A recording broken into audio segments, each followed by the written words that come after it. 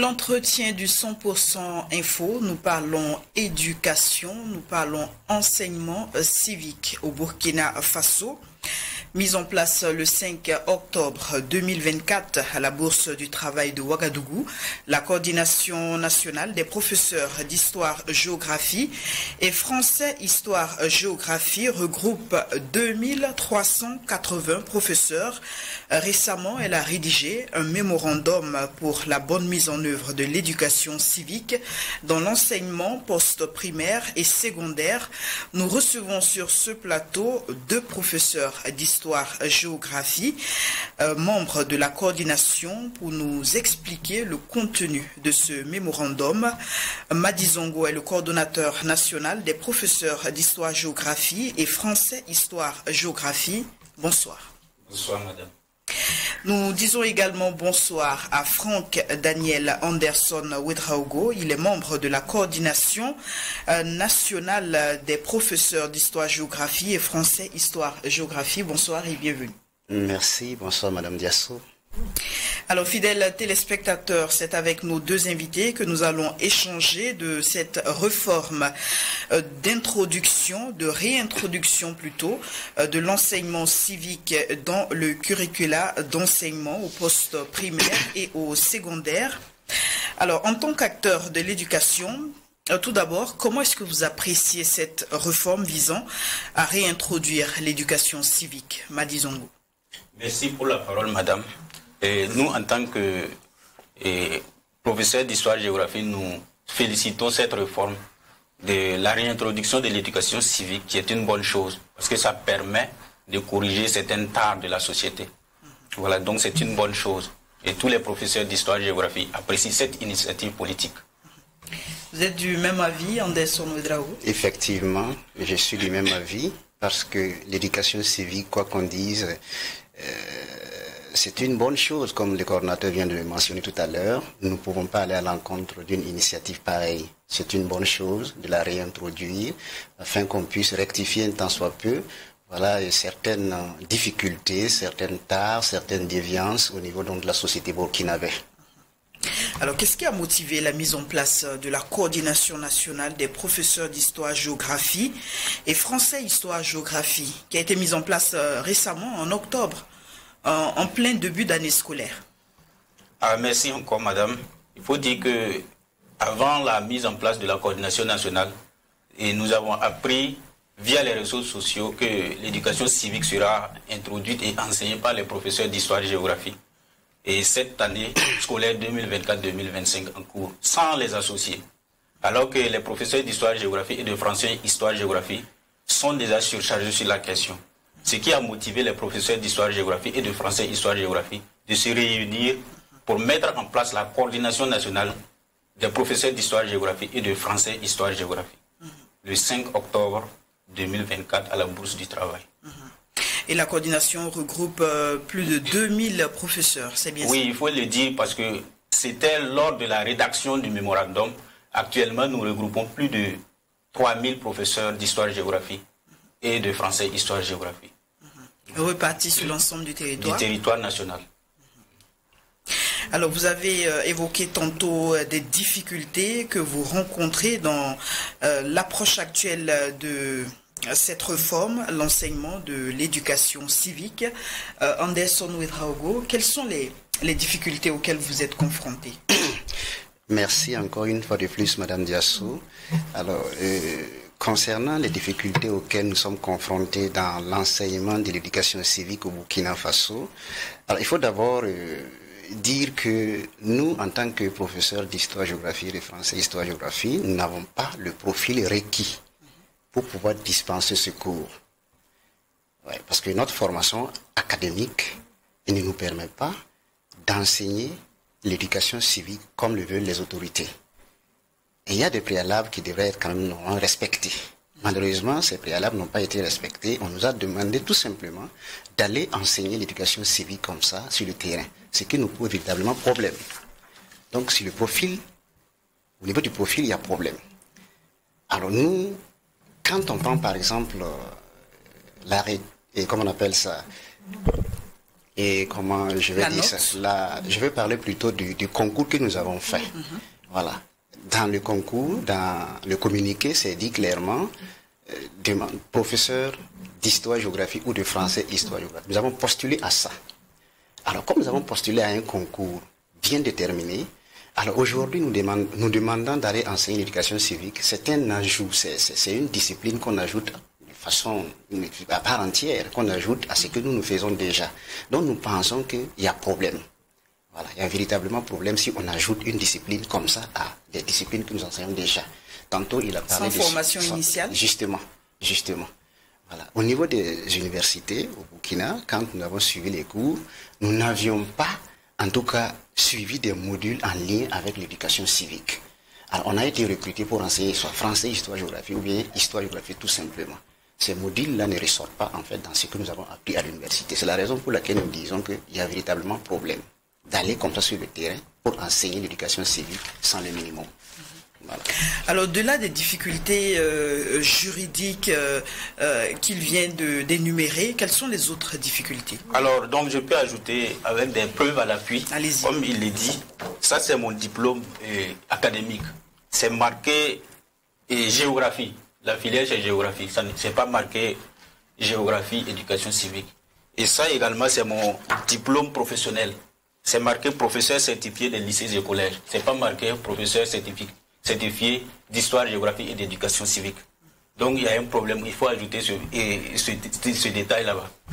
En plus de cette difficulté, il faut dire que l'enseignant est confronté à la pluridisciplinarité.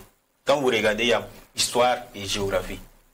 Et dans chaque module, dans chaque matière, il y a des programmes bien définis en histoire et en géographie. Et il y a aussi des programmes en français. Donc, pour un professeur qui va enseigner histoire, géographie et français, nous trouvons qu'il est déjà suffisamment surchargé pour qu'on lui ajoute une autre matière à part entière.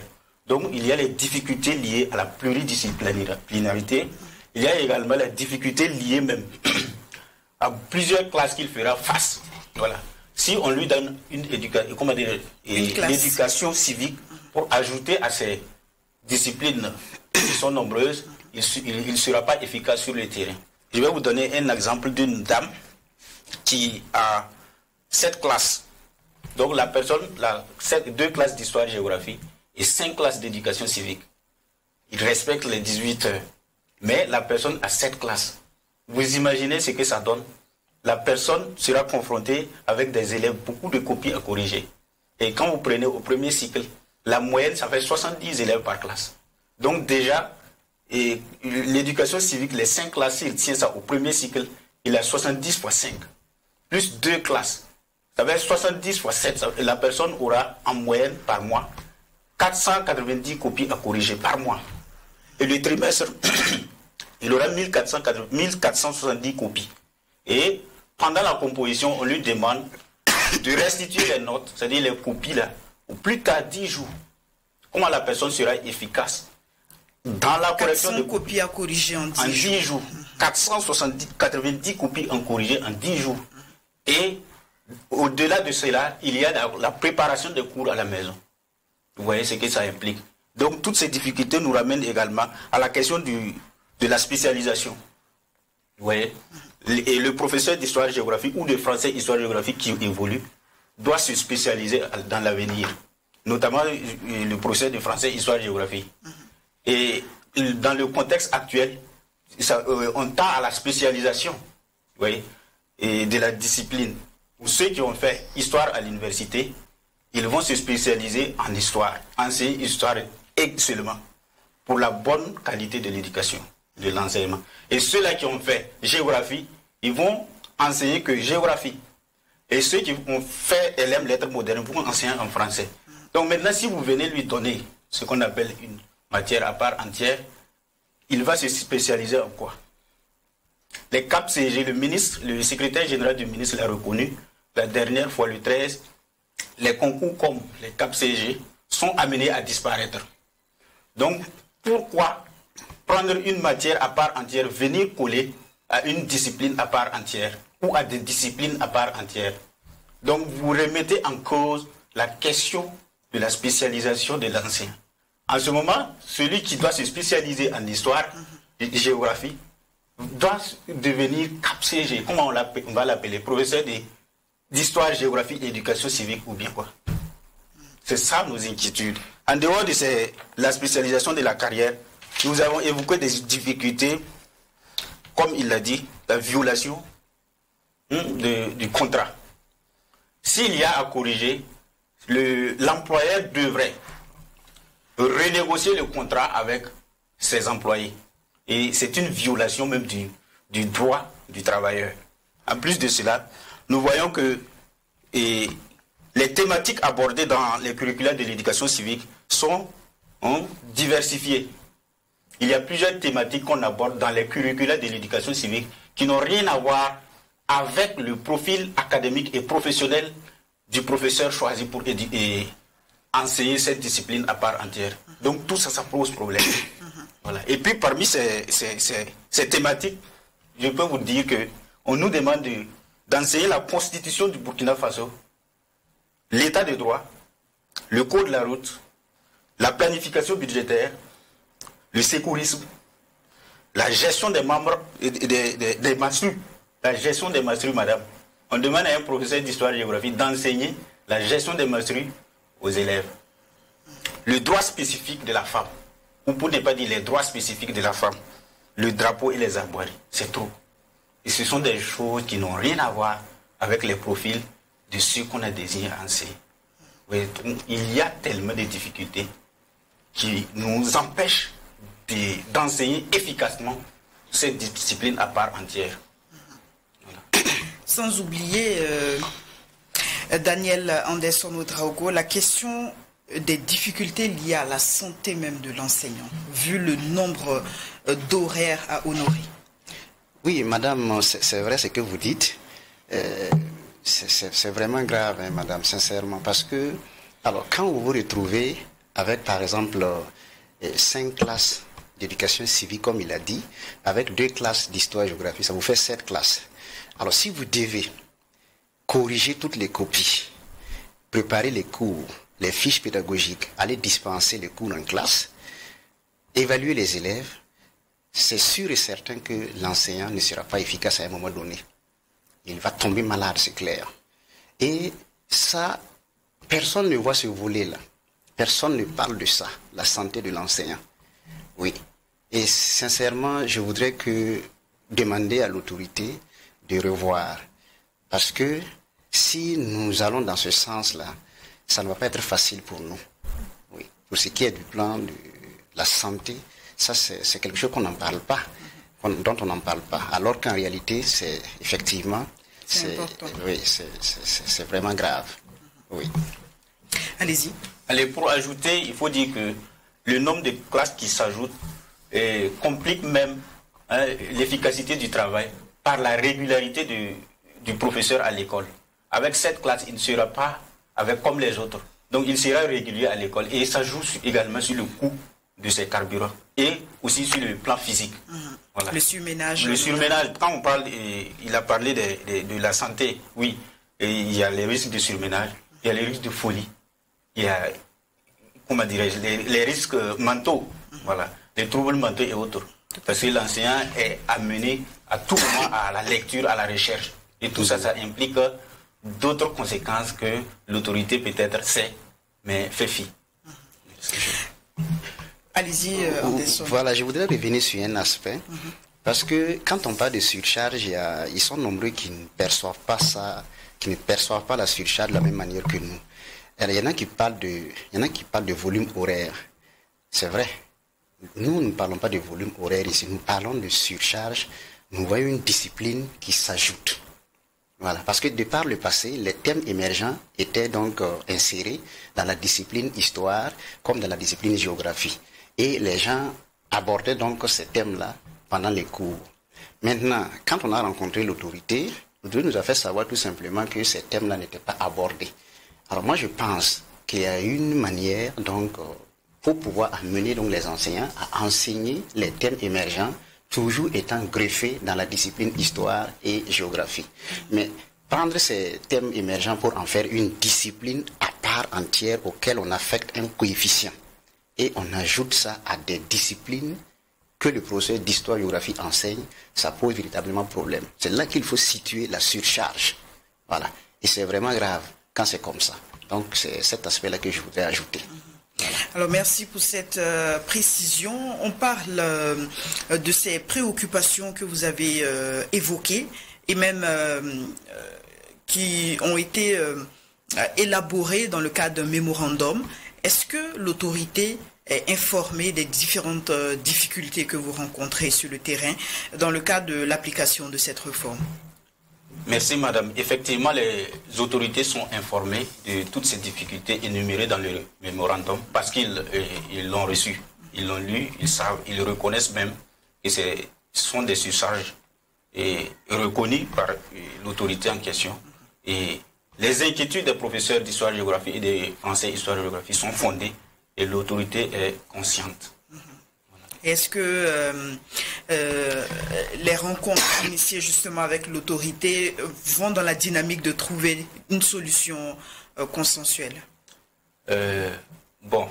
Ou les échanges sont toujours en cours? Les échanges sont toujours en cours et il faut rappeler que le 13 novembre passé, nous avons rencontré le secrétaire général de notre ministère de tutelle et nous avons échangé là-dessus. Ils ont reconnu nos inquiétudes. Mais ils tiennent à ce que l'éducation civique soit quand même enseignée. Mais ils nous proposent d'aller réfléchir et trouver des solutions pour qu'ensemble on puisse enseigner l'éducation civique. Et je précise que c'est une discipline noble, reconnue par les professeurs d'histoire-géographie et de français histoire-géographie. Alors, vu qu'il y a des difficultés et vu que ces difficultés sont connues par tous, quelles sont vos propositions justement pour que cette discipline puisse être enseignée aux élèves? Alors, merci madame. Pour ce qui concerne les difficultés, nous avons demandé à l'autorité de faire pour l'instant une suspension temporaire pour mieux réfléchir la bonne réintroduction de cette discipline à part entière. Alors, si l'autorité pour cette année en cours suspendait la mesure de l'enseignement de l'éducation civique, qui est actuellement peut-être enseigné de façon disparate sur le terrain. Parce que l'autorité même est au courant que la discipline n'est pas enseignée dans la plus grande majorité. Donc, nous demandons à l'autorité de suspendre la mesure pour cette année et reformuler des propositions et des mesures, d'autres solutions pour recruter des professeurs, les former et disponibiliser des curricula à ces enseignants qu'ils vont recruter là, pour qu'on puisse l'enseigner. Au-delà de ça, nous demandons à l'autorité de chercher à faire des écoles pilotes, trouver des écoles pilotes dans les principales villes, notamment Ouagadougou, Bobo Dioulasso, Koulou et autres, pour faire une phase d'essai, pour permettre à ces professeurs-là de suivre le comportement des apprenants. Parce qu'il ne suffit pas d'aller dicter les cours, parce qu'ils disent même qu'il y a des contenus qui existent. Vous voyez, si ils ont eu l'initiative de produire des contenus, des leçons, nous trouvons que c'est facile. Hein? Et la solution la plus simple et la moins efficace et la moins coûteuse, c'est de photocopier les contenus, donner aux élèves, ils vont lire. Et tout le monde est quitte. Nous proposons également, et si l'État ne peut pas actuellement recruter des professeurs pour cette tâche, et elle tient à ce que les professeurs d'histoire-géographie et de français histoire-géographie enseignent, au-delà des thèmes émergents qui étaient évoqués dans les curricula, qu'elle trouve que ce n'était pas enseigné ou abordé, nous trouvons que l'État peut insérer les leçons qui sont en rapport avec l'histoire et la géographie dans les curricula d'histoire ou de géographie. Par exemple, quand vous prenez la classe de 6e dans le programme, on peut insérer la leçon sur la gestion de la protection et la protection de l'environnement sur le chapitre 4, qui parle de l'homme et son environnement physique. Vous voyez, même en seconde, on peut insérer la protection de la faune et les changements climatiques, qui est un thème de l'éducation civique, dans l'homme et son environnement bioclimatique.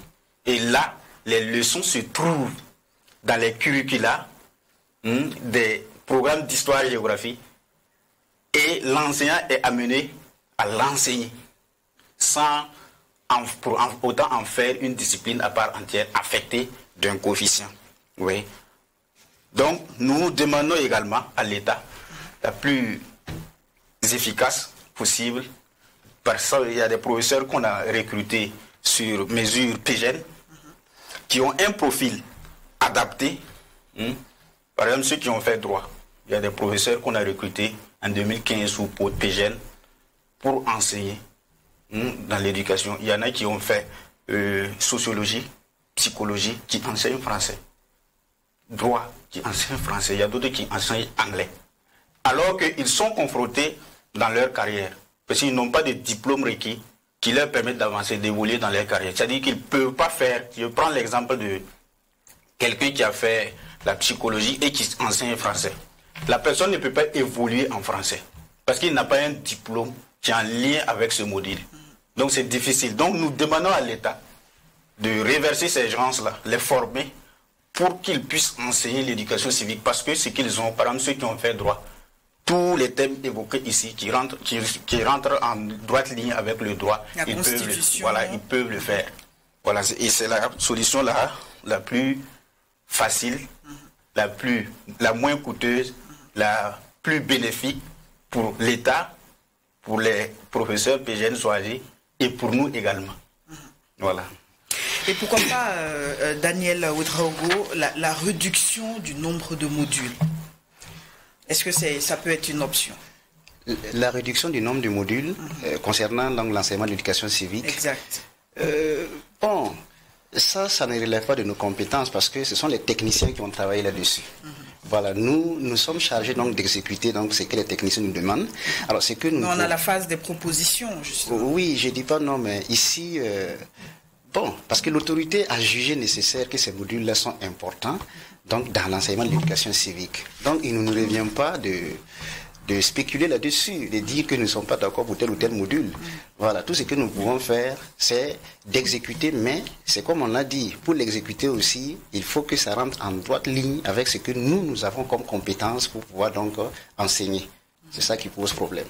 Voilà. Allez-y, disons. Alors, pour cette question, je dis que quand vous parcourez les curricula de l'éducation civique, réduire, c'est un peu ramener ou bien réduire la qualité de l'enseignement. Sinon, les curricula tels que conçus sont très, très, très bien faits. Donc, nous estimons que c'est bien de les garder ainsi et de trouver les personnes idéales pour exécuter cette tâche. Voilà. Et comme il l'a dit, la réduction, tout ça relève de la compétence des techniciens ou même du politicien qui a initié cette réforme. Nous sommes des exécutants. Et l'exécutant aussi a des principes. Donc, il ne suffit pas de décider en haut et dire à l'exécutant sur le terrain de faire sans aucun minimum de respect. Merci. Alors, ces différentes propositions qui ont été faites, elles entrent en ligne de compte d'avoir une réforme qui sera bien dispensée et comprise parfaitement par les élèves, n'est-ce pas? Effectivement. Alors, tout ce que nous demandons, c'est le travail bien fait. C'est tout ce que nous demandons. Parce que si nous allons aller dans la même logique que ce que nous propose, par exemple, notre ministère, les décideurs, c'est comme s'il faut entrer seulement faire le travail et puis ça s'arrête là. Pourtant, nous voulons, par exemple, des résultats probants. Des résultats qui soient bien. C'est le travail bien fait qui nous incombe ici. C'est ça qui est important. Mais j'ai l'impression que, beaucoup de gens ne voient pas ça de cette manière-là. On veut seulement que le travail soit fait. Et pourtant, on peut le faire, mais ça ne va pas avoir de bons résultats. Par exemple, on peut obliger, par exemple, l'enseignant, que nous sommes, les enseignants, les professeurs d'histoire, géographie, à aller faire le travail. Mais est-ce que ça sera bien fait, sans le minimum? Parce que j'ai toujours dit, un travail qui est fait sans le minimum d'amour ne peut pas donner quand même de bons résultats. Ça, au moins, c'est clair. Maintenant, obliger les enseignants à le faire, c'est possible. Mais est-ce qu'on aura vraiment les bons résultats attendus? C'est ça l'inquiétude aujourd'hui. Voilà, je voudrais quand même que l'autorité revoie un peu, parce que nous n'avons pas dit que nous n'allons pas faire le travail. Nous n'avons jamais dit ça. Nous pensons que l'éducation civique, c'est une bonne chose. Nous reconnaissons ça. Mais la manière donc de la réintroduire, c'est ça qui pose problème. Nous voulons que l'autorité revoie, voilà, avec les propositions que nous avons eu à faire pour que les choses se passent bien sur le terrain. Voilà.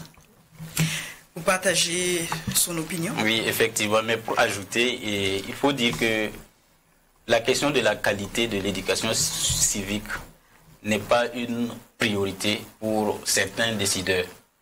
Et comme il le dit, on peut forcer un enseignant à entrer en classe, mais on ne peut pas le forcer à l'enseigner. Je vais vous donner un exemple d'un professeur qui l'enseigne. Un autre collègue lui a demandé comment il arrive à enseigner quelque chose qu'il ne maîtrise pas. Le même qui l'enseigne dit que franchement, moi-même, je trouve des difficultés. Je sais que je bâcle, mais je fais quand même. Et l'intéressé lui demande, mais est-ce que tu es fier? Tu seras fier si on bâclait l'avenir de ton enfant. Vous voyez, l'intéressé a démarré son engin, parti sans redonner de réponse. Vous voyez qu'il faut être vraiment dans une dynamique de bien faire comme il l'a dit.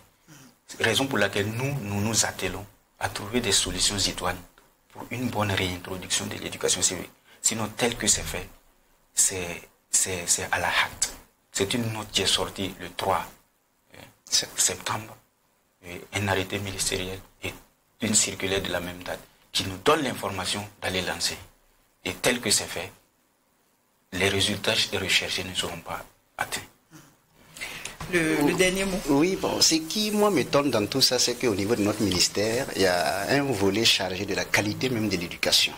Il y a un volet chargé de la qualité. Maintenant, je me pose la question de savoir, bon, comment se fait-il qu'on puisse quand même réintroduire l'éducation civique de cette manière et ceux qui sont chargés de la qualité ne me disent même pas un mot par rapport à ça.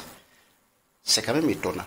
Voilà, parce que quand on prend même nos encadreurs pédagogiques, là, il y a des gens qui ont fait quand même des communications pour soulever les difficultés même de la réintroduction de l'éducation civique dans notre système éducatif. En loin et en large, ils ont étalé les difficultés.